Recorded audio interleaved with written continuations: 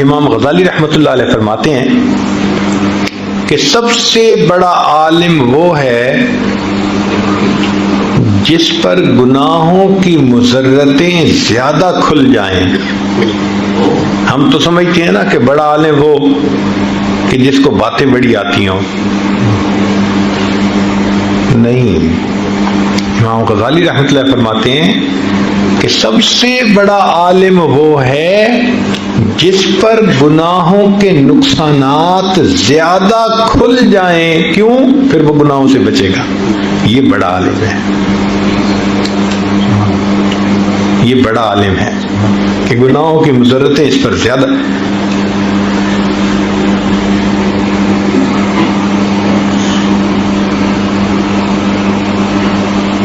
نبی علیہ السلام کی خدمت میں ایک صحابی آئے، اے اللہ کے نبی صلی اللہ علیہ وسلم، میں بڑا عبادت گزار بننا چاہتا ہوں۔ نبی علیہ السلام نے فرمایا اتق المحارم تکن اعبد الناس، گناہوں کو چھوڑ دو تم سب سے بڑے عبادت گزار بن جاؤ گے۔ تو گناہوں کو چھوڑنا یہ خوف کی زینت ہے۔ پھر اس کے بعد فرمایا کہ طالب علم کی زینت عاجزی میں ہے۔ کوئی طالب علم ہو، اسٹوڈنٹ ہو، تو اس کو عاجز بن کے رہنا چاہیے۔ اگر عاجزی نہیں ہوگی تو علم بھی حاصل نہیں ہوگا۔ حضرت علی عنہ فرماتے تھے لا یتعلم العلم مستحی ولا مستکبر، جو حیا شرم کرتا بہت ہو یا بہت زیادہ تکبر کرتا ہو، اس بندے کو علم حاصل نہیں ہو سکتا۔ تو علم حاصل کرنے کے لیے اپنے آپ کو مٹانا پڑتا ہے۔ اس یہ حدیث پاک ہے، نبی اسلام نے فرمایا تواضعوا لمن تتعلمون منہ، کہ تم جن سے علم حاصل کرتے ہو ان کے سامنے تواضع اختیار کرو، یعنی ان کے سامنے تم چھوٹا بن کے رہو، ان کے سامنے چھوٹا بن کے رہو، اس سے تمہیں علم حاصل ہوگا۔ علم اللہ کی صفت ہے اور اللہ تعالیٰ بلند ہے، تو علم کے اندر بھی بلندی ہے۔ اب ایک نکتے کی بات طلباء کے لیے کہ علم کے سامنے فرشتے بھی سرنگوں، علم کے سامنے فرشتے بھی سرنگوں۔ حضرت آدم علیہ السلام کے سامنے فرشتے ہار گئے نا، اور سجدہ کیا انہوں نے، تو کس وجہ سے سجدہ کیا؟ کہ آدم علیہ السلام کے پاس علم الاشیاء تھا جو فرشتوں کے پاس نہیں تھا، اس وجہ سے اللہ نے فرشتوں کو حکم دیا کہ تم آدم علیہ السلام کی طرف سجدہ کرو۔ تو علم کے سامنے فرشتے بھی سرنگوں اور علم کے سامنے انبیاء بھی سرنگوں۔ بات عجیب لگے گی مگر ہے حقیقت۔ سورہ کہف کے اندر ہم پڑھتے ہیں حضرت موسیٰ علیہ السلام اللہ کے پیغمبر ہیں اور خضر علیہ السلام اللہ کے ولی ہیں، مگر حضرت موسیٰ علیہ السلام شاگرد بن کر بیٹھے ہیں اور کہتے ہیں کہ جی مجھے مما علمہ کا، جو آپ کو اللہ نے علم دیا اس میں سے آپ مجھے بھی سکھا دیجیے۔ تو علم کے سامنے فرشتے بھی سرنگوں، علم کے سامنے انبیاء بھی سرنگوں، اور علم کے سامنے دنیا کے بادشاہ بھی سرنگوں۔ چنانچہ کتنا مار ایسا ہوا کہ علماء کے انتظار میں وقت کے بادشاہ ایک ایک گھنٹہ انتظار میں رہتے تھے، درس حدیث ختم ہوتا تھا تب ان کے ساتھ مصافحہ کیا کرتے تھے۔ تو علم کے سامنے وقت کے بادشاہ بھی سرنگوں۔ ساتویں چیز فرمائی کہ علم کی زینت حلم میں ہے، علم کی زینت علم میں۔ اللہ تعالیٰ اگر کسی کو علم حاصل عطا فرمائے تو اس کو چاہیے کہ وہ حلم بھی اپنے اندر پیدا کرے۔ اللہ تعالیٰ نے علم کو اور حلم کو ایک جگہ پر اکٹھا ذکر فرمایا، وَقَانَ اللَّهُ عَلِيمًا حَلِيمًا، اللہ علیم بھی ہے حلیم بھی ہے. اور واقعی یہ بات بڑی عجیب ہے. ہم تو غلطی معاف کر دیتے ہیں نا کہ ہمیں غلطی کی پوری سچویشن کا پتہ نہیں ہوتا، تھوڑا سا پتہ ہوتا ہے. اللہ تعالیٰ تو بندے کو اس وقت بھی جانتے ہیں جب گناہ کا ارادہ کرتا ہے، جب گناہ کے لیے جا رہا ہوتا ہے، پھر اس وقت بھی دیکھتے ہیں جب گناہ کر رہا ہوتا ہے، پھر اس کے بعد وہ بندہ آ کے معافی مانگ لیتا ہے، اللہ اس کے ساتھ حلم کا معاملہ فرما دیتا ہے. تو علم کے ساتھ حلم کا اکٹھا ہو جانا یہ عجیب نعمت ہے. اور نبی علیہ الصلوۃ والسلام کی مبارک زندگی کو دیکھیں، اللہ نے آپ کو علم کی بھی انتہا دی تھی اور حلم کی بھی انتہا دی تھی. چنانچہ اللہ تعالیٰ نے نبی علیہ السلام کو منافقین کے نام بتا دیے تھے، اور نبی علیہ السلام نے وہ نام حذیفہ رضی اللہ عنہ کو بتا دیے تھے اور منع کر دیا تھا کہ نہ بتانا، مگر آپ صلی اللہ علیہ وسلم کو پتا تھا. اب ذرا غور کیجئے کہ جن کے بارے میں رب نے بتا دیا کہ یہ منافق ہے، اللہ کے حبیب صلی اللہ علیہ وسلم پھر ان کے ساتھ اچھا سلوک کرتے تھے، ان کے بعد انٹریکٹ کرتے تھے. یہ کتنی بڑی بات ہے، ہم اس کا اندازہ نہیں لگا سکتے. حتیٰ کہ جب رئیس المنافقین عبداللہ ابن ابی مرا تو نبی علیہ الصلوۃ والسلام نے اپنا کرتا مبارک اس کو کفن کے لیے عطا فرمایا. اس میں اس کو کفن دو، اللہ اکبر کبیرہ، اور اس کی نماز جنازہ پڑھنے کے لیے آمادہ. یا اللہ، اللہ اکبر. حالانکہ پتا تھا کہ یہ منافقین کے سردار ہے. کتنا بڑا ظرف ہوگا. تو علم کے ساتھ حلم کا ہونا یہ عجیب بات ہے. ہمارے اکابر جتنے بھی گزرے ان سب کے اندر علم بھی تھا اور حلم بھی تھا. چنانچہ مختصر بات ذرا کرتا ہوں. امام ابو یوسف رحمۃ اللہ علیہ چیف جسٹس بنے، قاضی القضاء. تو ان کی ایک عجیب عادت تھی کہ جو مسئلہ فوری ازبر نہیں نہ ہوتا تھا اور کوئی ان سے پوچھتا تو وہ کہہ دیتے لا ادری لا ادری، مجھے نہیں پتا مجھے نہیں پتا. وہ آج کل کے عام بندے کی طرح نہیں ہوتے تھے کہ جو چاہو مسئلہ پوچھو، سوچ کے جواب دے دیتے ہیں، پتہ بھی نہیں کہ ٹھیک دیا یا نہیں دیا. وہ چیف جسٹس تھے، اور جب کوئی مسئلے کو تازہ اس کو تکرار نہ ہوتی یا اس جزی کے اوپر کوئی سامنے فوری بات نہ ہوتی تو کہہ دیتے تھے لا ادری، مجھے نہیں پتا. اب ایک دن ایک نوجوان مسئلہ پوچھنے کے لیے آیا. اس نے کہا یہ مسئلہ کیا ہے؟ فرمایا لا ادری. اس کو غصہ آ گیا. وہ کہنے لگا کہ تنخواہ تو آدھے خزانے کے برابر لیتے ہیں اور مسئلہ پوچھتے ہیں تو کہتے ہیں لا ادری. نوجوان کہنے لگا کہ تنخواہ تو لیتے ہیں آدھے خزانے کے برابر اور جب مسئلہ پوچھتے ہیں تو کہتے ہیں لا ادری. جب اس نے یہ کہا تو امام ابو یوسف رحمۃ اللہ مسکرائے اور فرمانے لگے بھائی یہ تنخواہ مجھے ملتی ہے میرے علم کی وجہ سے، اگر یہ تنخواہ میری جہالت کی وجہ سے ملتی تو پورے خزانے سے بھی زیادہ ملا کرتی. وہ بچے نے پاؤں پکڑ لی، حضرت مجھے معاف کر دی. علم ہو تو پھر حلم بھی ایسا. اور آج آپ دیکھیں کہ ہم جو دیندار کہلاتے ہیں حلم نہیں ہے آپس میں.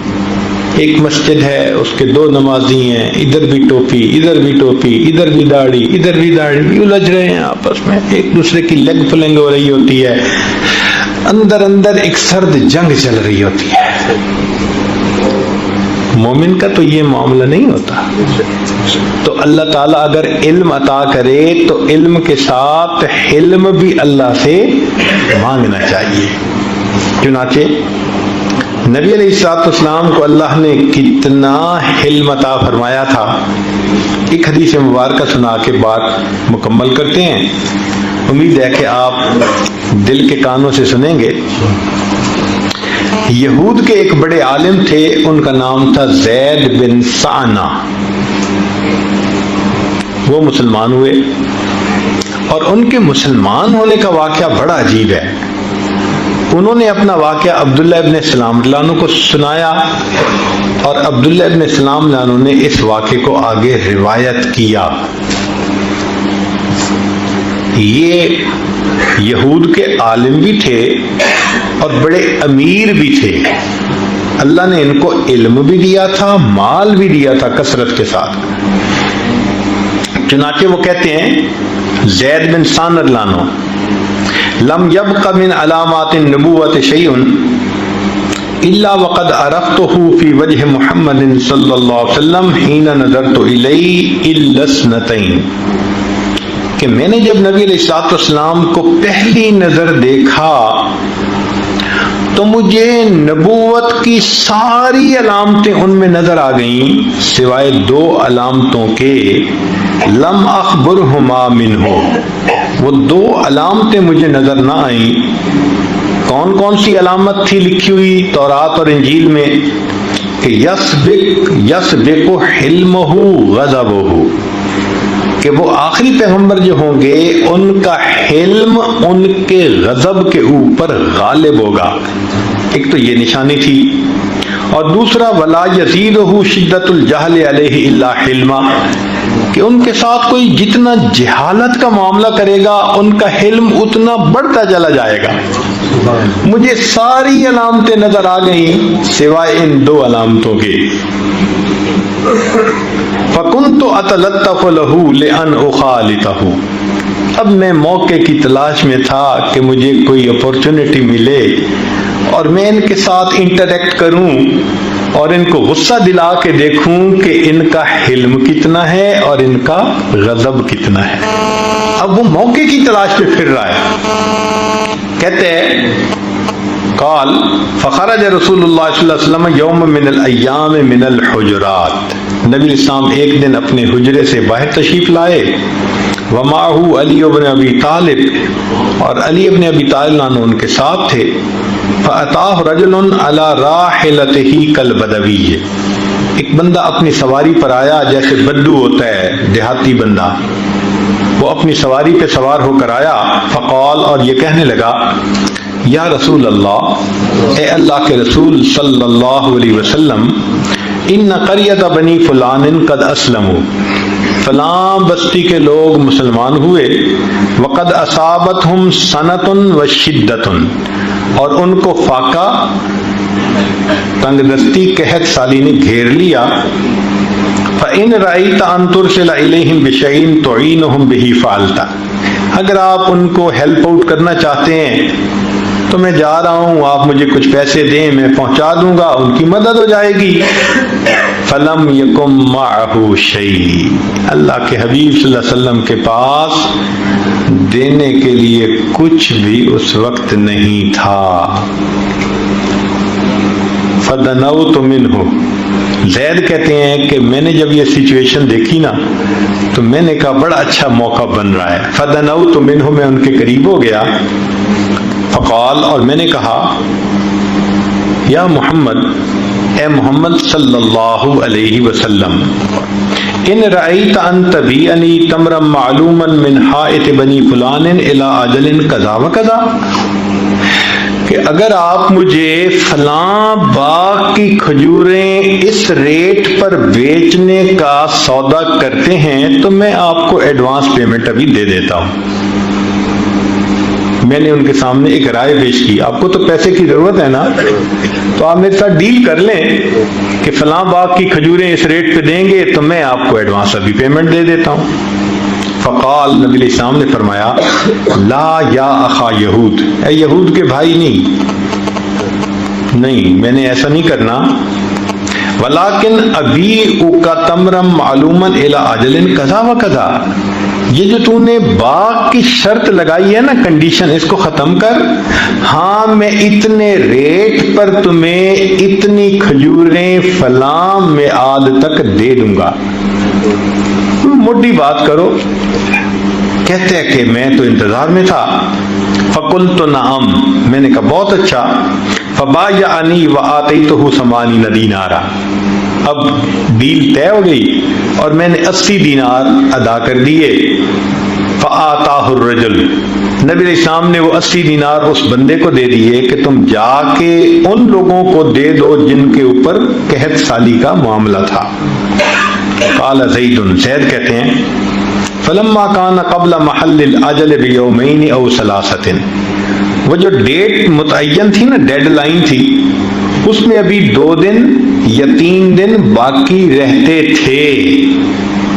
خرج رسول اللہ صلی اللہ علیہ وسلم فی جنازۃ رجل من الانصار، نبی علیہ السلام انصار کے کسی بندے کا جنازہ پڑھنے کے لیے نکلے، ومعہ ابو بکر، اور ان کے ساتھ ابو بکر بھی تھے، عمر، عثمان، فی نفر من اصحابہ، صحابہ کی ایک بڑی جماعت تھی، ابو بکر، عمر اور عثمان سب ساتھ تھے۔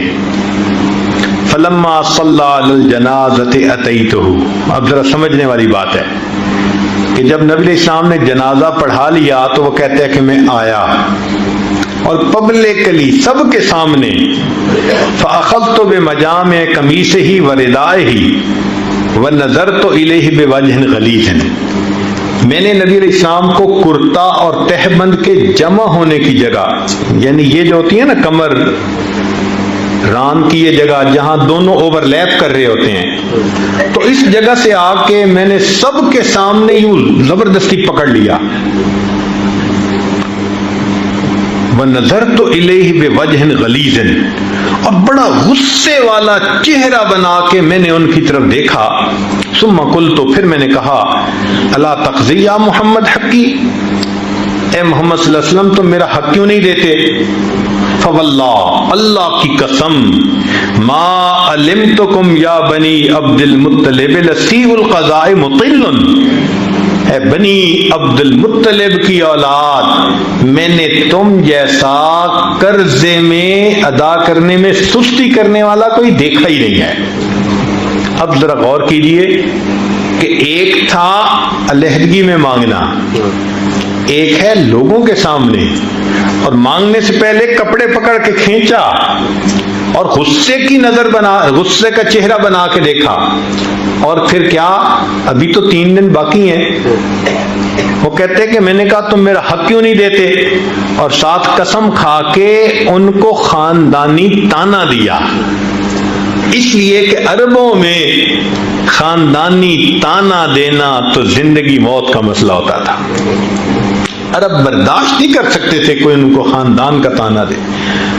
اس خدا کے بندے نے خاندان کا تانا دیا، اللہ کی قسم بنی عبد المطلب کی اولاد تم قرضے کو ادا کرنے میں سارے کوتاہی کرنے والے ہو۔ اللہ اکبر۔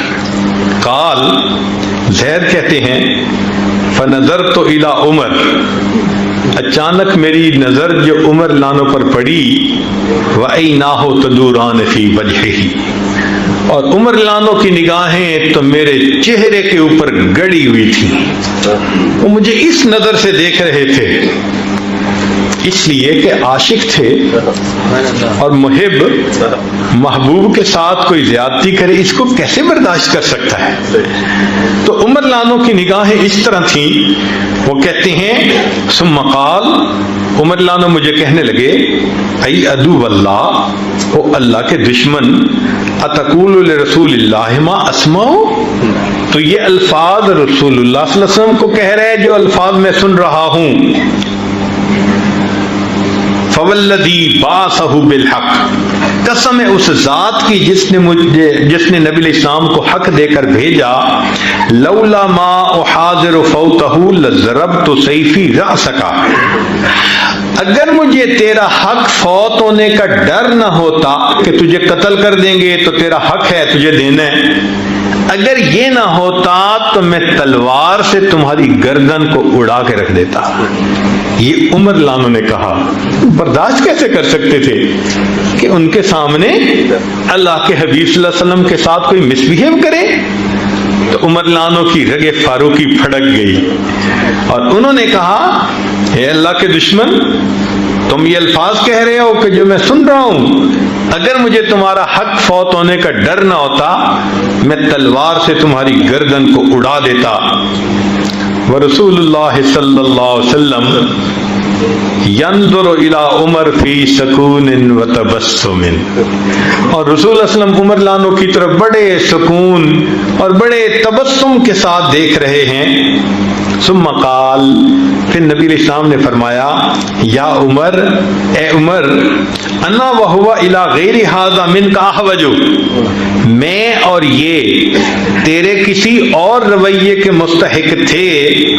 अन तअमरुहु बिहुस्निल इक्तिदा व तअमुरनी बिहुस्निल क़ज़ा, तो उसे समझाता कि भाई डिमांड करो तो जरा सलीके से मांगो, और मुझे कहता कि जी जब देना ही है कर्जा तो वक्त से पहले अदा करो। तो उसे भी समझाता और ए उमर मुझे भी समझाता। या उमर इज़हब, इज़हब या उमर, उमर जाओ, फ़क़्ज़िही हक़्क़हू, इस बंदे को जो इसका खजूरें बनती हैं वो जाके दे दो। वज़िदहु 20 साअन, और 20 सा खजूरें, एक सा कई किलो की होती है, इतने किलो खजूरें इसको ज्यादा दे दो। मकान मारवातहू, कि तुमने इसको थ्रेट क्यों किया है। नबी अलैहिस्सलाम फरमा रहे हैं उमर लानो को कि तुमने चूंकि थ्रेट किया है ना इसको, इसलिए तुम जाओ इसका हक भी दो और इसको 20 सा खजूरें ज्यादा भी दो। काला ज़ैदुन, ज़ैद कहते हैं, फ़ज़हब बी उमर, उमर मेरे साथ गए। फ़क़ज़ानी, उन्होंने मेरा हक भी मुझे खजूरों का अदा कर दिया। वज़ादनी, और 20 सा खजूरें ज्यादा भी मुझे दी। फ़अस्लमतु, मैं आया नबी अलैहिस्सलाम की खिदमत में आके मुसलमान हो गया। ये नबी अलैहिस्सलाम का हिल्म था। इलाहा इल्लल्लाह